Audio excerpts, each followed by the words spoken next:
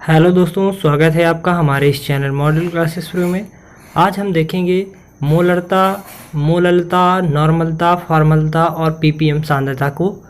तो चलिए स्टार्ट करते हैं वीडियो। ये बहुत ही इम्पॉर्टेंट क्वेश्चन है जो हर साल पूछे जाते हैं, ठीक है। तो चलिए स्टार्ट करते हैं वीडियो। तो किसी विलयन, पहले हम जान लेते हैं मोलरता किसे कहते हैं। तो मोलरता किसी विलयन के 1 लीटर आयतन में उपस्थित विलय के मोलों अथवा ग्राम अणुओं की संख्या को क्या कहलाती है? मोलरता कहलाती है। इसे कैपिटल एम से दर्शाया जाता है।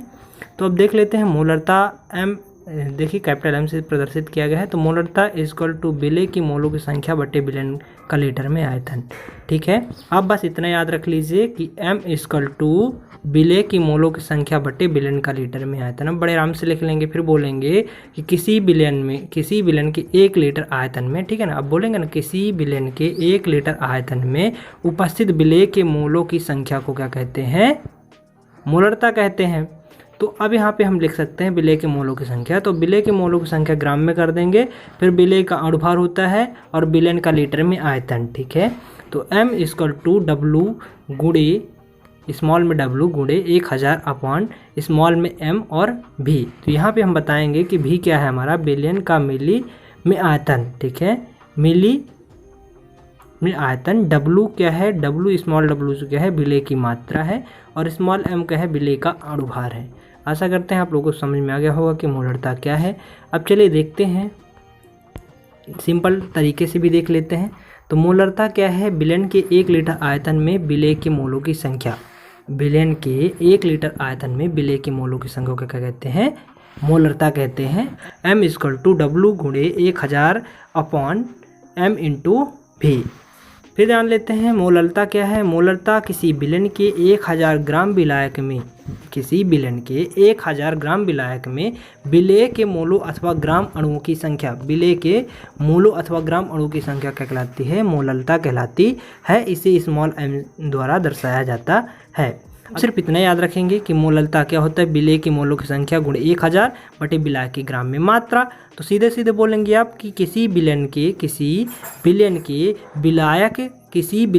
1000 ग्राम विलायक में, किसी विलयन के 1000 ग्राम विलायक में विलय के मोलों अथवा ग्राम अणुओं की संख्या, विलय के मोलों की संख्या अथवा ग्राम अणु की संख्या को क्या कहलाती है? मोलरता कहलाती है। इसे स्मॉल m द्वारा दर्शाया जाता है, ठीक है। अब हम लिखेंगे विलय की मात्रा ग्राम में गुणे 1000 विलय का अणुभार, ठीक है, गुणे विलायक की ग्राम में मात्रा। अब ये सूत्र बस लिखेंगे। अब इसको सिंपल तरीके में क्या बोल सकते हैं? मोलरता को विलायक के 1000 ग्राम में विलय की मोलों की संख्या, विलायक के 1000 ग्राम में विलय की मोलों की संख्या m small m equal to w into 1000 upon small m गुणे w, ठीक है। इस प्रकार भी हम लिख सकते हैं। अब चलिए देख लेते हैं नॉर्मलता।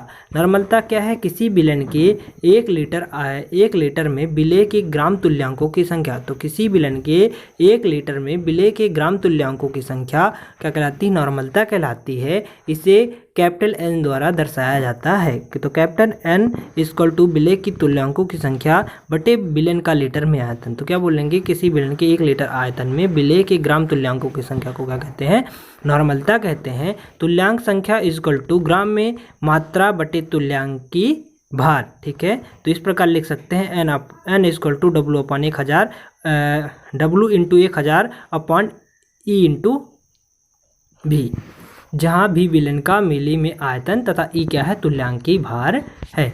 सिंपल में भी हम याद कर सकते हैं नॉर्मलता किसी विलयन के 1 लीटर में ग्राम तुल्यांकों की संख्या n equal to W upon 1000 W into 1000 गुणे बटे ई इंटू ई गुणे भी, ठीक है। अब देख लेते हैं फॉर्मलता। फॉर्मलता क्या है? किसी विलयन के 1 लीटर आयतन में विलय के ग्राम सूत्र द्रव्यमानों की संख्या। इसमें ग्राम सूत्र द्रव्यमानों की संख्या फॉर्मलता में होती है, उसमें ग्राम तुल्यांकों की संख्या होती है, ठीक है। तो इसमें किसी विलयन के 1 लीटर आयतन में विलय के ग्राम सूत्र द्रव्यमानों की संख्या को क्या कहते हैं?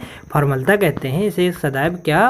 कैपिटल F द्वारा दर्शाया जाता है। ये सूत्र भी आप लोग देख सकते हैं, ठीक है। अब चलिए पीपीएम सांद्रता हैं। जो पीपीएम सांद्रता है, किसी विलयन के पीपीएम सांद्रता को देख लेते हैं, जिसे पार्ट्स प्रति मिलियन कहते हैं। किसी विलयन के 10 लाख भार भाग में विलय के भार भागों की संख्या को क्या कहते हैं? ppm सांद्रता कहलाती है। किसी विलयन की 10 लाख भार भाग में 10 लाख मूल्य, ठीक है, 10 के हाथे 6 लाख में 6 संख्या 6 जीरो है ना। तो किसी विलयन के 10 लाख भार भाग में विलय के भार भागों की संख्या को क्या कहते हैं? ppm सांद्रता कहलाती है। इसे ppm द्वारा दर्शाया जाता है। तो इस लिखेंगे ppm इक्वल टू विलय का द्रव्यमान ग्राम में बटे विलयन का द्रव्यमान ग्राम में, ठीक है ना। विलय का द्रव्यमान बटे विलयन का द्रव्यमान गुणे 10 के घाते 6, 10 लाख भार भाग में होता है ना। तो इस प्रकार इसको बस याद रख लेंगे, इसको बड़े आराम से लिख लें। धन्यवाद। फिर मिलते हैं आप लोगों से अगली वीडियो में। अगर आपको वीडियो पसंद आती है तो इस वीडियो को लाइक कर दीजिएगा और मेरे चैनल को सब्सक्राइब कर लीजिएगा। धन्यवाद।